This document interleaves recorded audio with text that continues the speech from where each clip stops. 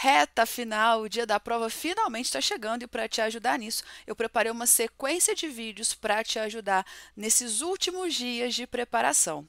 Aqui a gente vai tratar de todas as peças, das hipóteses de cabimento de cada peça, para você nunca mais errar peça na sua vida, que tem acontecido nos últimos exames, né? Muitos candidatos têm errado as peças. Nesse vídeo você vai entender como não errar. No vídeo de hoje a gente vai falar sobre as petições iniciais. Para que cada uma serve, estrutura, como analisar, como identificar no enunciado quando vai ser cada uma delas e, obviamente, a estruturar cada petição inicial. Então, se você vai fazer exame de ordem e ainda não é inscrito, se inscreva aqui no canal, compartilhe esse vídeo com quem você acha que vai ajudar e vamos embora!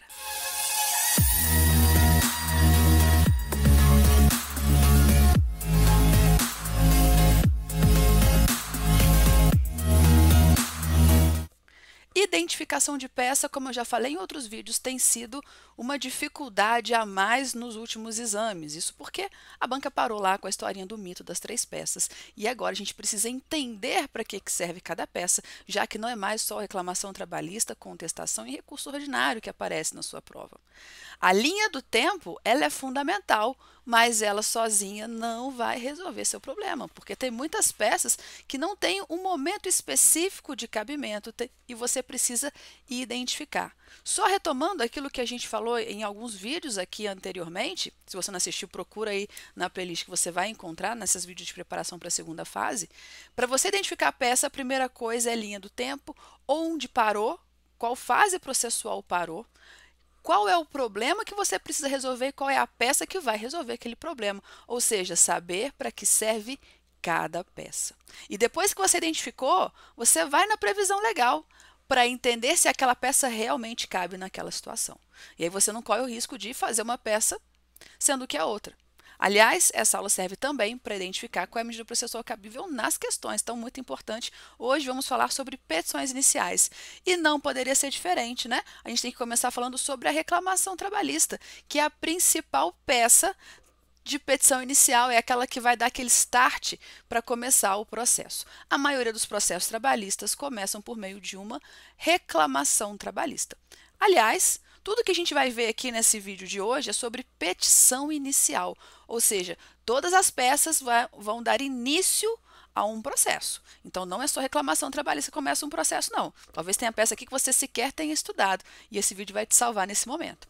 Então, não tem nada de processo. Você vai ler o enunciado e não vai mencionar processo, exceto uma pecinha ou outra, que daqui a pouco a gente vai falar sobre ela, mas que você vai ter o seu próprio processo. Ela ainda será uma petição inicial que tem relação com um processo já existente, mas você não peticiona nesse processo, você inicia um novo processo.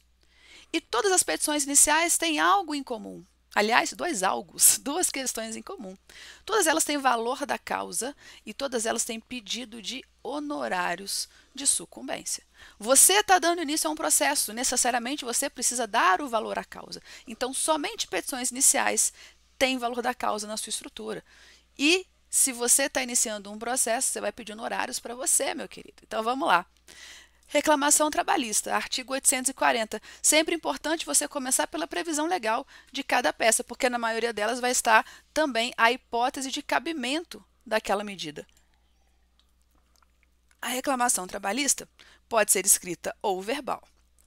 Sendo escrita, a reclamação deverá conter designação do juízo, qualificação das partes, a breve exposição dos fatos de que resulte o dissídio, o pedido que deverá ser certo, determinado e com indicação do seu valor, a data e a assinatura do reclamante e seu representante. Eu aposto com você que talvez você tenha feito reclamação trabalhista sem nunca sequer ter lido esse artigo. A maioria dos candidatos colocam lá no preâmbulo da reclamação trabalhista: vem propor reclamação trabalhista com base no artigo 840, parágrafo 1º, mas nunca leu o parágrafo 1º do artigo 840. Tá aí.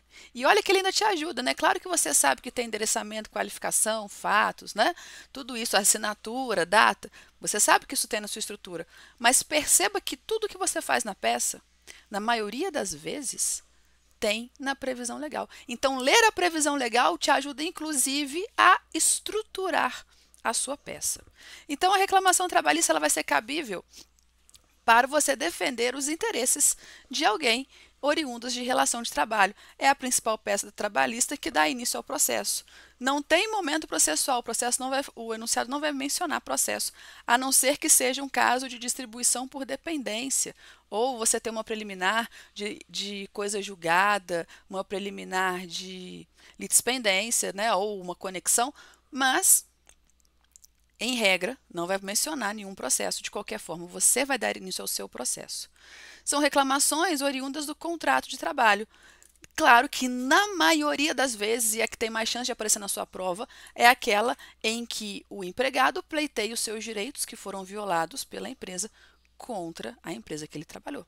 Mas nada impede que numa reclamação trabalhista seja ajuizada pelo reclamado contra o reclamante. Na peça, duvido que isso aconteça, porque vão faltar teses de mérito, e a banca precisa de teses de mérito para serem pontuadas. Mas saiba que é possível também uma reclamação trabalhista em que a empresa é reclamante e o empregado é o reclamado. Raro, raro. Claro que na peça, a grande chance é que apareça uma reclamação trabalhista em que o empregado pleiteia os direitos que foram violados pela empresa. A estrutura de uma reclamação trabalhista, gravem bem, vai ser praticamente a mesma de todas as outras petições iniciais. Então, acredito que a essa altura você já esteja treinado em reclamação trabalhista, a essa altura você já saiba a estrutura da reclamação trabalhista. E aí a gente vai ver as outras petições iniciais que são muito parecidas com a reclamação trabalhista. Talvez você tenha aprendido uma estrutura diferente, não precisa modificar, tá, gente? Estrutura, questões que pontuam estruturalmente no espelho de correção, são os mesmos que qualquer professor ensina. Essa é a estrutura que eu utilizo, mas se você aprendeu a usar a outra, não precisa modificar, continua usando ela para todas. E lembre que todas as petições iniciais serão basicamente iguais. A gente tem endereçamento, preâmbulo, preliminar de mérito, honorário e sucumbência. Eu coloco os honorários e sucumbência aqui, ele é uma tese de mérito, né? Mas eu coloco ele aqui para você lembrar que sempre vai ter pedidos, requerimentos finais, valor da causa e finalização da peça. A reclamação trabalhista, gente, só lembra disso. É a única que você tem o tópico dos pedidos e requerimentos finais, porque todas as outras terão os requerimentos finais, mas não terão os pedidos, certo? Outra petição inicial é a ação de consignação em pagamento, também bem conhecida de vocês. Está prevista lá no artigo 539 do CPC. Nos casos previstos em lei, poderá o devedor ou terceiro requerer, com efeito de pagamento, a consignação da quantia ou da coisa devida. Para que serve, então, uma ação de consignação em pagamento? Sempre que você representa o credor e que, por algum motivo, não consegue pagar ao devedor. Claro que na maioria das vezes também por questões didáticas na prova aparece o empregador querendo pagar as verbas rescisórias ao empregado que por algum motivo não conseguiu, seja porque o empregado faleceu, seja porque o empregador não encontrou o empregado, seja porque o empregado faleceu, qualquer coisa, ou ele se recusa a receber, qualquer motivo que impeça a quitação da rescisão. Aí o empregador vai se valer da ação de consignação em pagamento. Ou seja, ela serve para o devedor se eximir da obrigação de pagar ou entregar coisa que, por algum motivo, não consegue fazer diretamente ao credor. Olha a estrutura da ação de consignação em pagamento, vê se não parece com a da reclamação trabalhista. Endereçamento, preâmbulo, fatos preliminares de mérito, mérito, honorários, requerimentos finais, valor da causa e finalização. Próxima. Ação de inquérito judicial para apuração de falta grave, está prevista no artigo 543 da CLT. Para instauração do inquérito para apuração de falta grave contra o empregado, garantido com estabilidade, o empregador apresentará reclamação por escrito à junta ou juízo de direito dentro de 30 dias contados da data da suspensão do empregado. Só uma observaçãozinha mais a título de curiosidade, talvez você que está fazendo segunda fase pela primeira vez, não tem muita afinidade assim com o processo de trabalho, quando você começa a ler assim, da junta ou juiz de direito, você fica meio perdido, né? Mas é porque a CLT é mais antiga que a Justiça do Trabalho. Quando a CLT foi escrita, não existia Justiça do Trabalho, existia a junta, né? Então todos os problemas eram resolvidos lá na junta. E aí, a redação da CLT ainda traz em alguns artigos que não foram modificados por leis posteriores essa referência à junta. E aí, nas cidades que não tinha junta, era o juiz de direito mesmo lá da Justiça Estadual, quem decidia esses dissídios. Então, quando você vê junta ou juiz de direito, entenda como o juiz do trabalho, a vara do trabalho. Então, a ação de inquérito judicial para apuração de falta grave é apresentada naquelas situações em que o empregado cometeu uma falta grave, mas ele é portador de alguma estabilidade e, por isso, a empresa não pode simplesmente dispensá-lo. Alguns tipos de estabilidade exigem para a dispensa do empregado estável, além do cometimento de falta grave, o inquérito judicial para apurar que ele cometeu falta grave. O grande exemplo é o dirigente sindical.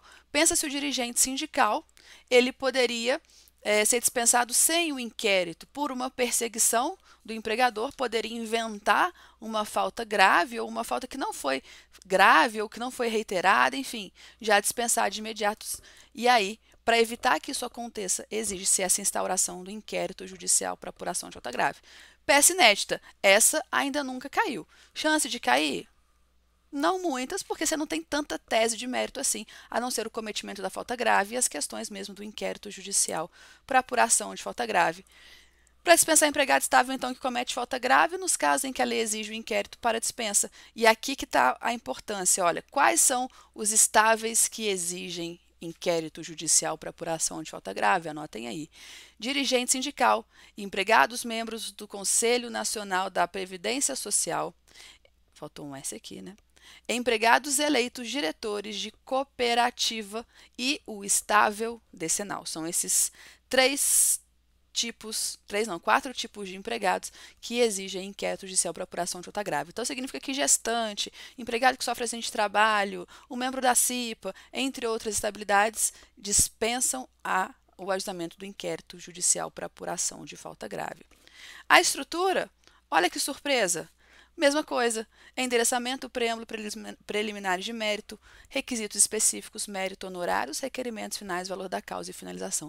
Lembrando, gente, que preliminar de mérito em petição inicial nem sempre vai existir, né? O que a gente tem? Distribuição por dependência e tramitação preferencial, vai depender muito do caso. Mas todas as iniciais podem ou não ter tramitação preferencial a depender de quem é a parte, se é idoso, pessoa com deficiência, portador de doença grave e também uma distribuição por dependência se já foi ajuizada uma ação anteriormente idêntica e foi extinta sem resolução do mérito. Próxima, ação de homologação de acordo extrajudicial, previsto no artigo 855b. O processo de homologação de acordo extrajudicial terá início por petição conjunta, sendo obrigatória a representação das partes por advogado. As partes, então, que desejam celebrar um acordo para extinguir as obrigações contratuais e que buscam a segurança jurídica para aquilo que aí o juiz homologa aquele acordo e aí, se ele for descumprido, ele vai ser executado. De todas as ações, de todas as peças que nós temos lá no conteúdo programático, o inquérito, a homologação de acordo extrajudicial é a que eu acho que tem menos chance de cair.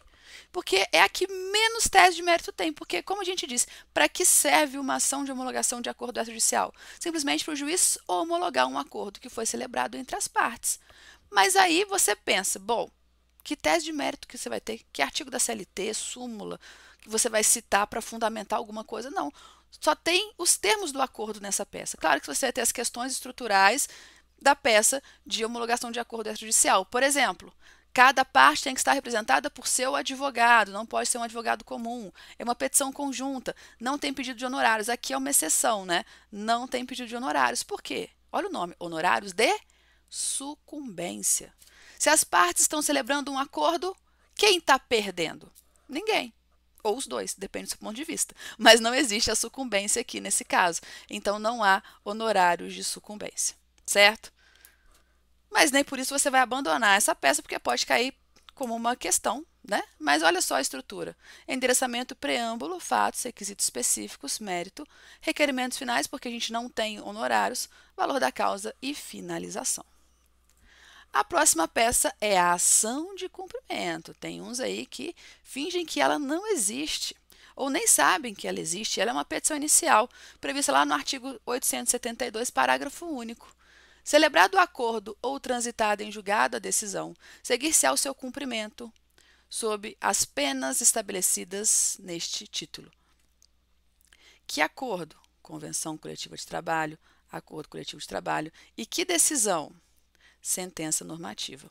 Parágrafo único. Quando os empregadores deixarem de satisfazer o pagamento de salários na conformidade da decisão proferida, poderão os empregados ou seus sindicatos, então quem tem legitimidade de empregados e sindicatos, independentes de outorga de poderes para seus associados, juntando certidão de tal decisão, apresentar reclamação junto ao juízo competente, observado o processo previsto no capítulo 2 desse título, sendo vedado, porém, questionar sobre a matéria de fato e de direito já apreciada na decisão.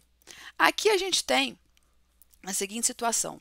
Resumindo, para que serve a ação de cumprimento? Para discutir direitos assegurados aos trabalhadores em sentença normativa, acordo coletivo ou convenção coletiva. Os sindicatos são legitimados de acordo com a súmula e também os empregados, como nós vimos ali na previsão legal. Agora, um detalhe. Acordo coletivo e convenção coletiva, você sabe o que é. Sentença normativa é a decisão proferida num dissídio coletivo, que daqui a pouco a gente vai ver sobre o dissídio coletivo. Mas o dissídio coletivo é ajuizado lá no tribunal. Então, imagina que ele foi ajuizado no TRT. O TRT vai proferir uma decisão chamada sentença normativa. Essa sentença normativa vai estabelecer, por exemplo, que no mês de março os empregados daquela determinada empresa vão receber o reajuste salarial de 10%. E a determinada empresa X não está cumprindo. Qual que é a medida processual cabível para fazer cumprir essa sentença normativa? A ação de cumprimento, certo? A ação de cumprimento tem aquela estrutura: endereçamento, preâmbulo, fatos, requisitos específicos, mérito, requerimentos finais, valor da causa e finalização. Próxima peça, ações possessórias. Por que no plural? A gente tem aqui ação de interdito proibitório,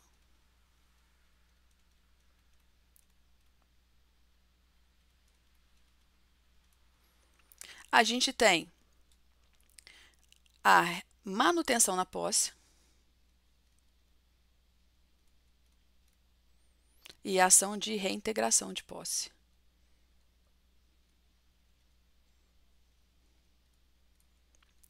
Previstas no artigo 560 e 557. 560 vai falar da manutenção e reintegração.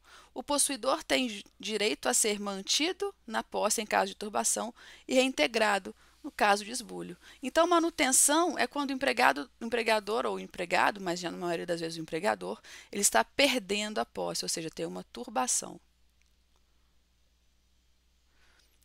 A reintegração de posse é quando já houve a perda dessa posse, ou seja, houve o esbulho. O interdito proibitório, que a gente vai ler no 567, é quando há uma ameaça de turbação ou esbulho. Diz o 567, o possuidor, direto ou indireto, que tenha justo receio de ser molestado na posse, poderá requerer ao juiz que segure a turbação ou o iminente...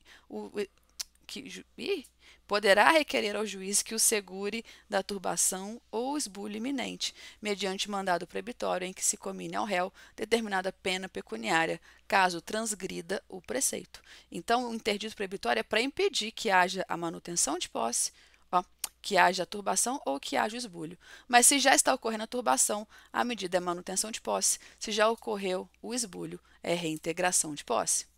As ações possessórias também têm aquela mesma estrutura: endereçamento, preâmbulo, fatos, requisitos específicos, mérito, tutela de urgência, requerimentos finais, valor da causa e a finalização. Embargos de terceiro. Gente, embargo de terceiro, caso você não saiba, é uma petição inicial, viu? Sim, é uma petição inicial que vai ser distribuída por dependência aos autos do processo em que houve a constrição ou ameaça de constrição do bem, mas será sempre uma petição inicial. E ao contrário das outras, ela pode ser apresentada tanto na fase de conhecimento, a qualquer momento, ou na fase de execução, aí no prazo de 5 dias. Os embargos de terceiro estão previstos no artigo 674 do CPC, quem não sendo parte no processo. Sofrer constrição, ameaça de constrição, sobre bens que possua ou sobre os quais tenha direito incompatível com o ato constritivo, poderá requerer o seu desfazimento ou sua inibição por meio dos embargos de terceiro.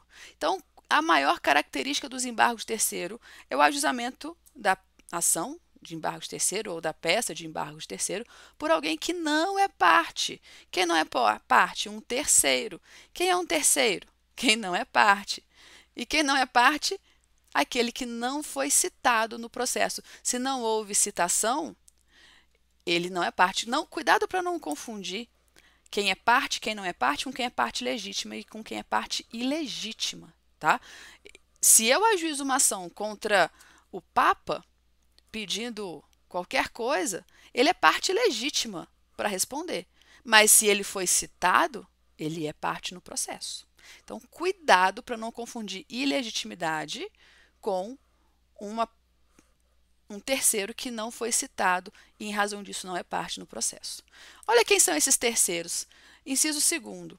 Considera-se terceiro para o ajuizamento dos embargos o cônjuge ou companheiro quando defende posse de bens próprios ou de sua ameação, o adquirente de bens cuja constrição decorreu de decisão que declara a ineficácia da alienação realizada em fraude à execução, e quem sofre constrição judicial de seus bens por força de desconsideração da personalidade jurídica de cujo incidente não fez parte. Essa hipótese é a que mais cai aqui na nossa realidade trabalhista, né? Você tem um sócio que foi incluído no polo passivo sem ser citado. Aqui houve a citação? Não. Então, se ele não fez parte do incidente, é porque ele não foi citado. Ou ele não recebeu a citação, ou ele sequer foi incluído lá no incidente para se manifestar. Ele não foi parte no incidente, ele não é parte no processo, ele é um terceiro. A medida será de embargo de terceiro. Ou seja, é quando existe uma constrição ou ameaça de constrição de bem de terceiro. E quem é o terceiro é aquele que não é parte do processo, é quando não tem a citação específica para se defender no processo.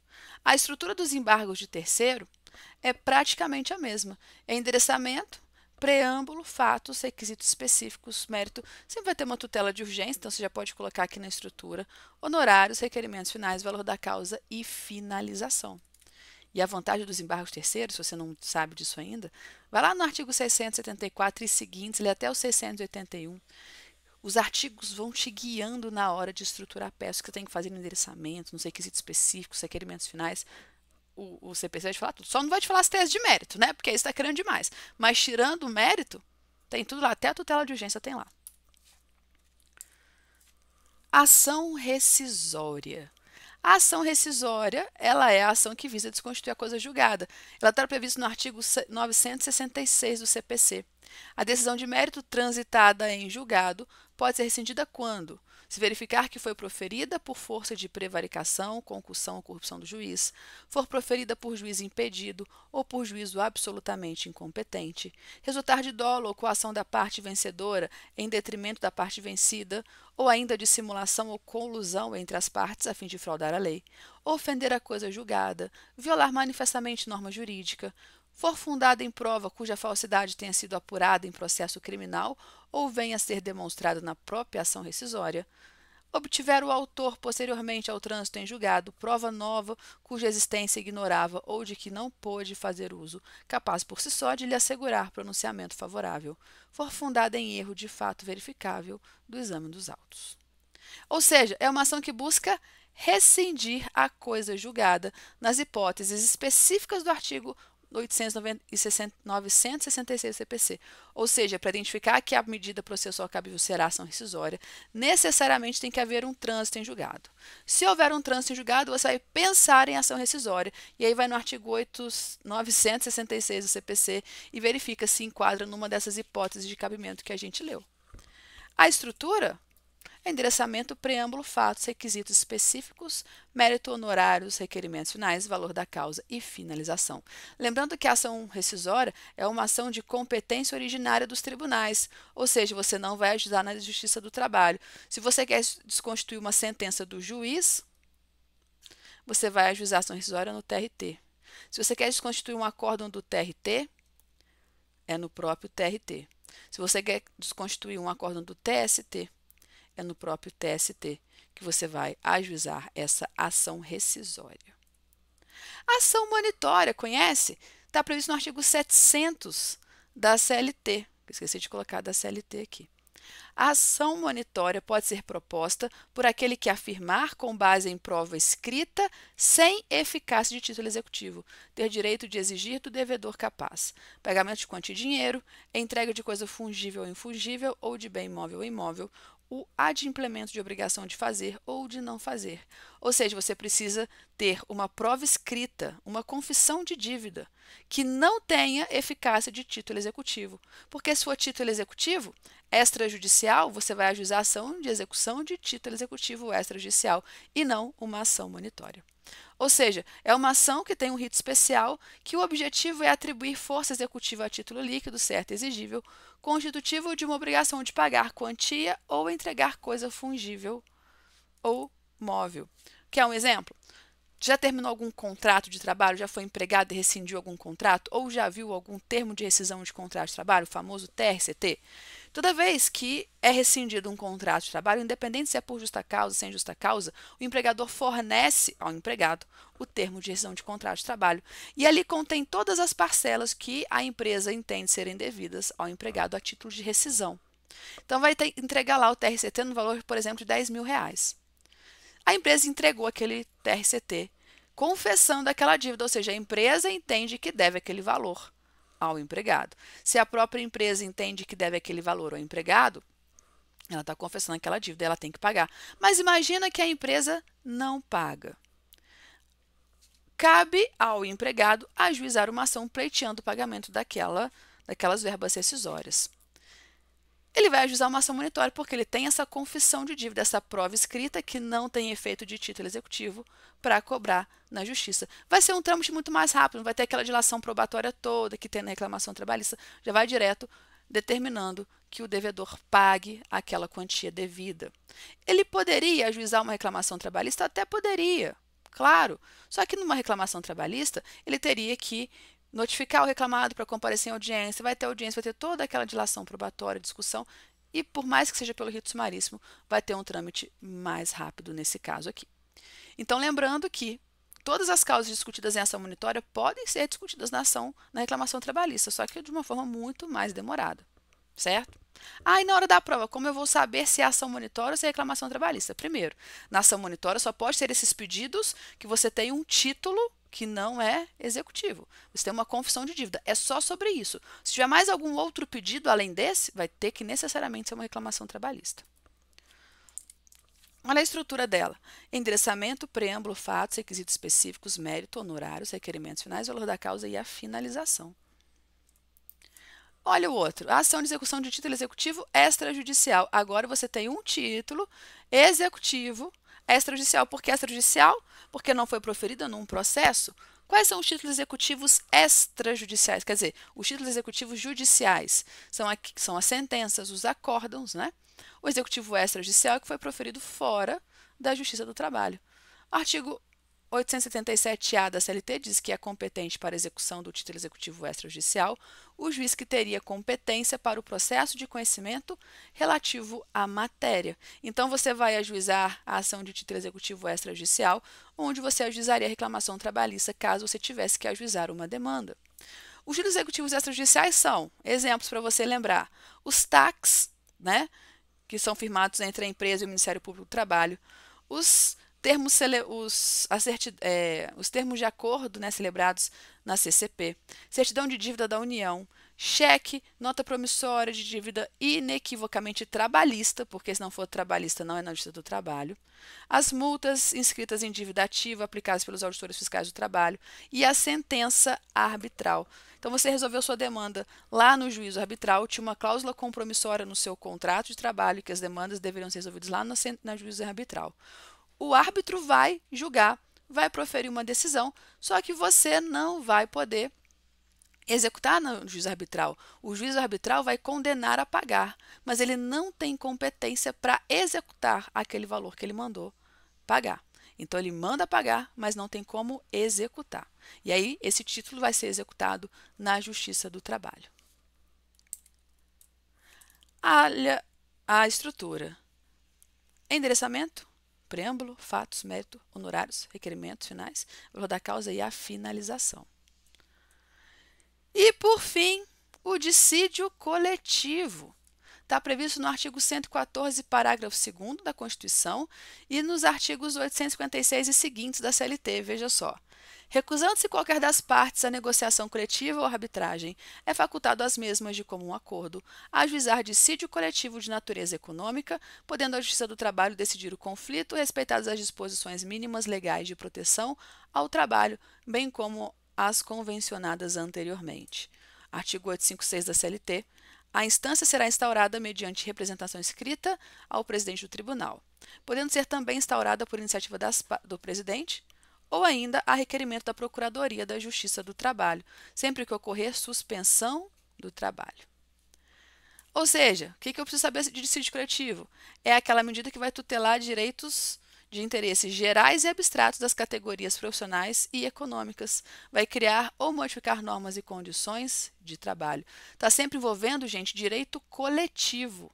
E sempre quem tem legitimidade são os sindicatos. Agora, existem alguns tipos de dissídio coletivo, por exemplo, de natureza econômica, que é aquele que cria normas ou condições de trabalho, são aqueles que vão criar os acordos coletivos, as convenções coletivas. Tem o jurídico, quando interpreta essas normas que já existem. Tem o revisional, quando for rever normas e condições já estabelecidas. O de greve, muito comum, que é quando for declarar a abusividade ou não de uma greve. E o originário, quando não existem normas coletivas em vigor.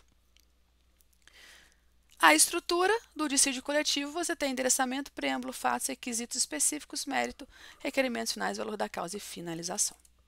Espero que esse vídeo tenha te ajudado. Se você ficou com alguma dúvida, deixe aqui nos comentários. Lembrando que todas as petições iniciais, você vai iniciar um processo. Sempre terá valor da causa, pedido de honorários.